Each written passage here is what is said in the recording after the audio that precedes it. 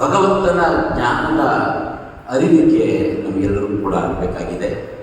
ಅದರಂತೆ ನಾವು ನಿತ್ಯ ಅವನಿಗೆ ಸಂಬಂಧಪಟ್ಟಂತಹ ಕೆಲವು ವಿಚಾರಗಳನ್ನು ನಾವು ಇಲ್ಲಿ ತಿಳ್ಕೊಂಡು ಹೋಗುವಂಥ ವ್ಯವಸ್ಥೆ ಮಾಡಿಕೊಂಡಿದ್ದೇವೆ. ಅದರಂತೆ ಇವತ್ತಿನ ದಿವಸ ಒಂದು ಹಾಡು ನೀವು ಹೇಳ್ತಾ ಇದ್ರಿ, ಕಣ್ಣಿನೊಳಗೆ ನೋಡೋ ಹರಿಯ ಕಣ್ಣಿನೊಳಗೆ ನೋಡೋ ಅಂತ. ಅಲ್ಲಿ ಗೋಶಾಲೆಯಲ್ಲಿ ಆ ಭಗವಂತನ ರೂಪದಲ್ಲಿರ್ತಕ್ಕಂಥ ನಮ್ಮ ರಂಗ ಮತ್ತು ರೂಪವನ್ನು ನೋಡ್ತಾ ಇದ್ದಾಗ ಆ ಭಗವಂತ ಅಲ್ಲೇ ಇದ್ದಾನೆ ಅಂತ ಆ ಒಂದು ಅನುಸಂಧಾನ ಮಾಡಿಕೊಂಡು ಈ ಹಾಡನ್ನು ಕೇಳಿಸ್ಕೊತಾ ಇದ್ದೆ. ಕಣ್ಣಿನ ಒಳಗೆ ನೋಡು ಅಂತಂದರೆ ಕಣ್ಣು ಒಂದಿದೆ, ಅದರ ಒಳಗೆ ಇನ್ನೊಂದು ಕಣ್ಣಿದೆ ಅಂತ. ನೋಡು ಅಂತಂದರೆ ಅರ್ಥ ಏನು? ಹೊರಗಡೆ ಒಂದು ದೃಷ್ಟಿ ಇದ್ದರೆ ಬಾಹ್ಯ ದೃಷ್ಟಿ, ಅಂತರ್ದೃಷ್ಟಿ. ಕಣ್ಣಿನ ಹೊರಗಡೆಗೆ ಒಂದು ದೃಷ್ಟಿ ಇದ್ದರೆ ಕಣ್ಣಿನ ಒಳಗೆ ಒಂದು ದೃಷ್ಟಿ ಇದೆಯಂತೆ. ಆ ದೃಷ್ಟಿಯಲ್ಲಿ ಭಗವಂತನನ್ನು ನೋಡು, ಒಳಗಣ್ಣಿನೊಳಗಿಂದ ನೋಡು. ಒಳಗಣ್ಣಿದೆ ಅದರೊಳಗೊಂದು ನೋಡು ಅಂತಾರೆ. ಎಷ್ಟು ನೋಡಿ, ಎಷ್ಟು ಅಂತರಾಳ, ಹೃದಯ ಅಂತರಾಳದಲ್ಲಿ ಹೋಗ್ಬೇಕು. ಆ ಅಂತರಾಳಕ್ಕೆ ಹೋಗಿ ಭಗವಂತನನ್ನು ನಾವು ಕಾಣಬೇಕು. ಅದಕ್ಕೆ ಸಾಧನೆ ಬೇಕು. ಏನು ಸಾಧನೆ ಮಾಡಬೇಕು ಅನ್ನೋದನ್ನು ಮುಂದಿನ ಒಂದು ನುಡಿಯಲ್ಲಿ ಹೇಳ್ತಾರೆ. ಆಧಾರ ಮೊದಲಾದ 6 ಚಕ್ರ ಶೋಧಿಸಿ ಬಿಡಬೇಕು ಈಶನ 3 ಸಾಧಿಸಿ ಸುಷುಮ್ನ ಏನು ಅಲ್ಲಿ ಭೇದಿಸಿ ಈ ಪರಬ್ರಹ್ಮನ ಸೇರಿ. ಅದ್ಭುತ. ನಮ್ಮ ಪುರಂದರದಾಸರು ಸಾಧನೆ ಯಾವ ರೀತಿ ಮಾಡಬೇಕು ಅನ್ನೋದು ಕೂಡ ಹೇಳ್ಕೊಡ್ತೀಯಾರೆ. ನೀವು ಒಳಗಿಂದ ನೀನು ಭಗವಂತನನ್ನು ಕಾಣಬೇಕಾದ್ರೆ ಏನು ಮಾಡಬೇಕು ಅನ್ನೋದ್ರ ಬಗ್ಗೆ ಸಾಧನೆಯ ಒಂದು ಹಂತವನ್ನು ನಮಗೆ ತಿಳಿಸಿದ್ದಾರೆ. ಯಾವ ರೀತಿ ಸಾಧನೆ ಮಾಡಬೇಕು. ಆಧಾರ ಮೊದಲಾದ 6 ಚಕ್ರ ಶೋಧಿಸಿ ಬಿಡಬೇಕು ಈಶನ. ನಾವು ಶೋಧಿಸಬೇಕಂತೆ. ಶೋಧಿಸೋದು ಹೇಗೆಂದರೆ ಅದಕ್ಕೆ ನಾಡಿ ಶೋಧನ ಪ್ರಾಣಾಯಾಮ ಅಂತೇಳಿ. ನಾಡಿ ಶೋಧನ ಪ್ರಾಣಾಯಾಮ. ಈಶನ 3. ಈಶನ 3 ಅಂದರೆ 3 ವಿಧದಲ್ಲಿ ಇರತಕ್ಕಂತಹ ನಾಡಿಗಳು. ಆ ನಾಡಿ ಯಾವುದಪ್ಪ ಅಂದರೆ ಇಡನಾಡಿ, ಪಿಂಗಳ, ಸುಷುಮ್ನ ಅಂತೇಳಿ 3 ನಾಡಿಗಳು ಬರುತ್ತೆ. ಅದಕ್ಕೆ ಮಧ್ವಾಚಾರ್ಯರು ಹೊಟ್ಟೆಯ ಮೇಲೆ 3 ಗೆರೆಯನ್ನೇ ಹೇಳ್ಕೊಂಡಿದ್ದಾರೆ. ನೀವು ಅದಕ್ಕಿಂತ ಮಧ್ವಾಚಾರ್ಯರಿಗಿಂತ ನಮ್ಮ ರಾಘವೇಂದ್ರ ಸ್ವಾಮಿಗಳ ನೋಡಿ.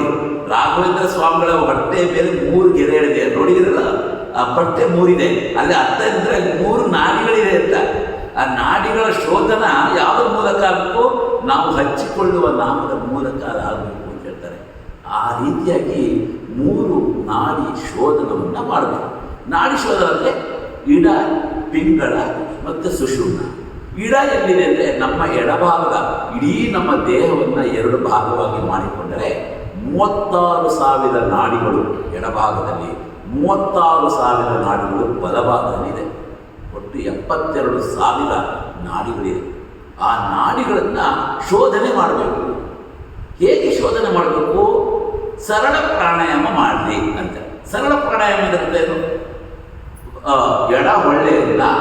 ಎಡ ಹೊಳ್ಳೆಯನ್ನು ಮುಚ್ಕೊಳ್ಳೋದು, ಬಲ ಹೊಳ್ಳೆಯಲ್ಲಿ ನಾವು ಉಸಿರಾಡಿಸೋದು, ಅದು ಸರಳ ಪ್ರಾಣಾಯಾಮ. ಆಮೇಲೆ ಬಲ ಹೊಳ್ಳೆಯನ್ನು ಮುಚ್ಚಿಟ್ಟುಕೊಳ್ಳೋದು. ಹೀಗೆ ಮುಚ್ಕೋಬೋದು. ನಿಮ್ದು ಅದೇನಾಗುತ್ತೆ, ಮೂಗುತಿ ಅಡ್ಡ ಇರ್ತೇವಾ, ಅದಕ್ಕೆ ಏನು ಮಾಡಬೇಕು ಅಂದರೆ ಮೂಗುತಿ ಪ್ರೆಸ್ ಮಾಡಬೇಕಾಗುತ್ತೆ. ಆ ಪ್ರೆಸ್ ಮಾಡಿದಾಗ ಒಳ್ಳೆಯ ಗಾಯ ಆಗ್ಬೋದು. ಹೆಣ್ಮಕ್ಳು ಸಾಮಾನ್ಯ ಮೂಗುತಿ ಇರುತ್ತೆ. ಅದಕ್ಕೆ ಅವ್ರು ಏನು ಮಾಡಬೇಕು ಅಂದರೆ ಜಸ್ಟ್ ಇಲ್ಲಿ ಹೀಗೆ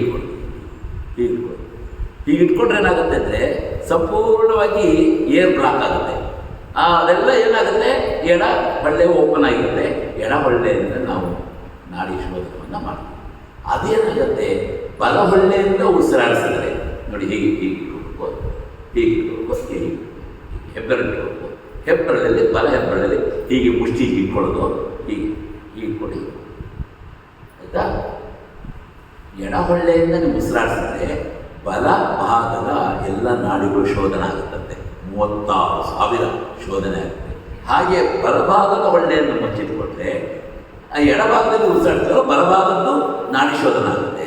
ಹಾಗೆ ಎಡಭಾಗ ಮುಚ್ಚಿಟ್ಕೊಂಡು ಬಲಭಾಗದಲ್ಲಿ ನೀವು ಉಸಿರಾಟ ಮಾಡಿದ್ರೆ ಎಡಭಾಗದ 36,000 ನಾಡಿಗಳು ಅದರ ಪರಸ್ಪರ ವಿರುದ್ಧವಾಗಿ ಅದು ವರ್ತಿಸುತ್ತಂತೆ.